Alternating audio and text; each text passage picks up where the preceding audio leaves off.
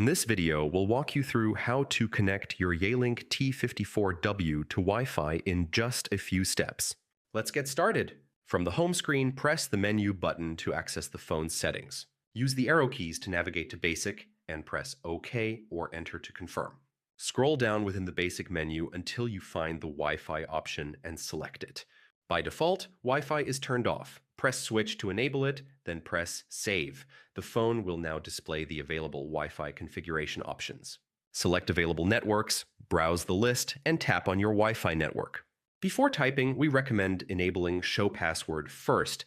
This makes it much easier to confirm you're entering the correct password. Then navigate back to the password field and type it in.